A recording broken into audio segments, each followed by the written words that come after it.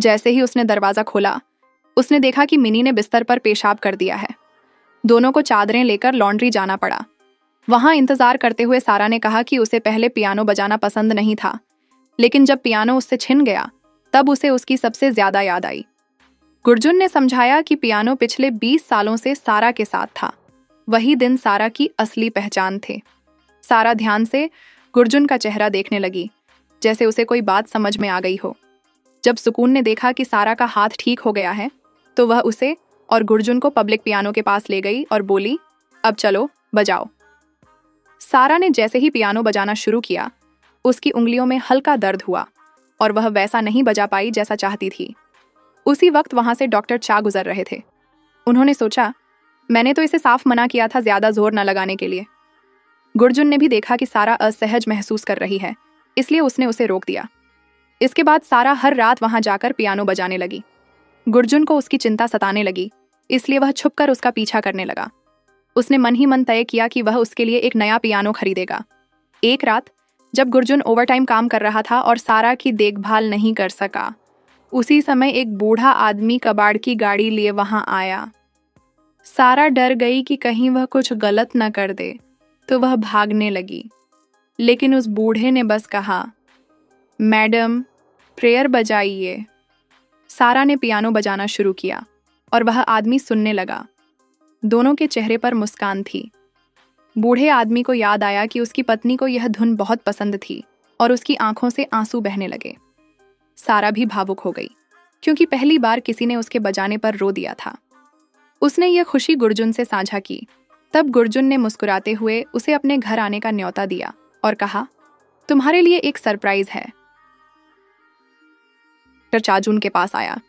गुरजुन को याद आया कि वो डॉक्टर उसे कई बार काम पर देख चुका है, तो उसे शक हुआ कि शायद डॉक्टर उसका पीछा कर रहा है।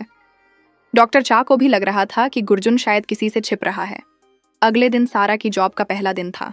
सारा अच्छे से तैयार होकर बड़ी खुशी से पियानो क्लास पहुंची, लेकिन वहां पता चला कि अब वो लोग टीचर्स को हायर नहीं कर रहे। सारा को बहुत बड़ा झटका लगा। उसे लगा कि अब वो गुरजुन से नजरें कैसे मिलाएगी, लेकिन गुरजुन ने उसे एक टेलीफोन बूथ के पीछे छिपते हुए देख लिया। सारा पकड़ी गई तो उसने कहा कि उसकी नौकरी चली गई और वह भागकर उसके घर आ गई। लेकिन जब वो अंदर पहुंची तो देखा कि उसके लिए अलग कमरा बना हुआ है। सारा बहुत खुश हुई।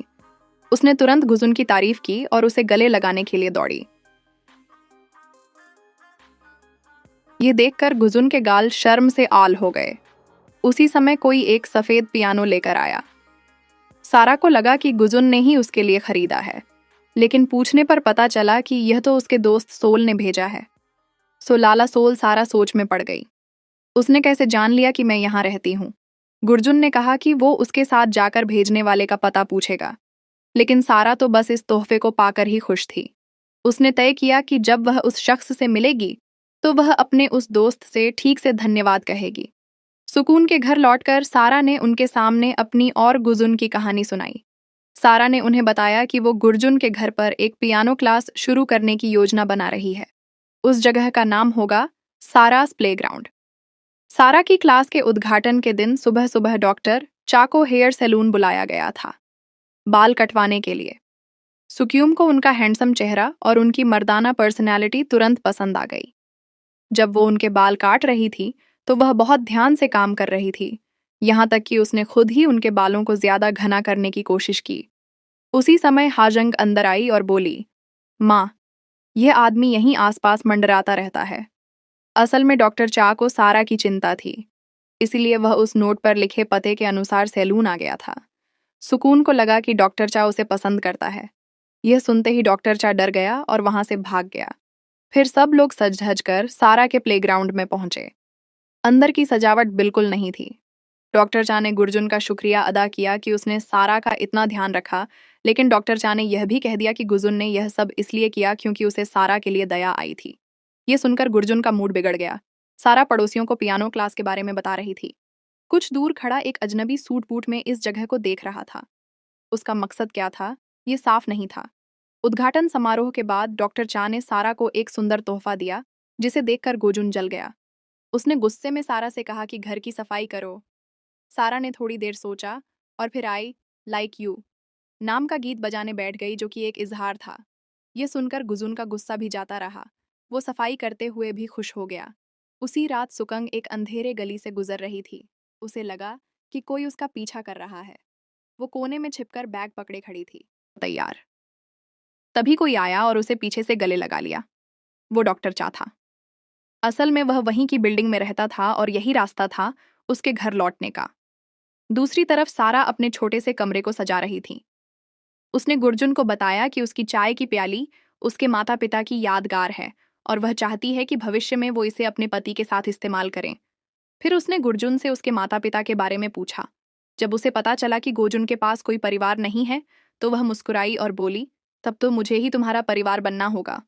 गुर्जुन थोड़ा शर्माते हुए बोला, मैं किसी से जुड़ना नहीं चाहता। उस दिन मौसम अच्छा था। सारा पर्चे बांटने के लिए निकलने वाली थी। तभी डॉक्टर चा उसके घर के बाहर खड़ा मिला। वो दोनों साथ में निकल पड़े।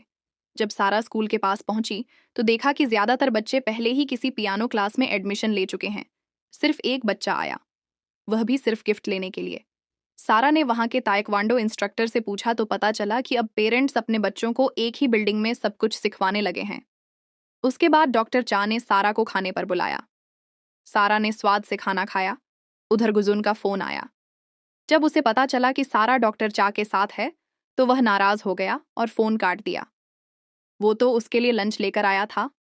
डॉक्टर चा ने सारा से कहा, मैं भी तुम्हारे साथ वैसा ही व्यवहार कर सकता हूं जैसा गुजुन करता है।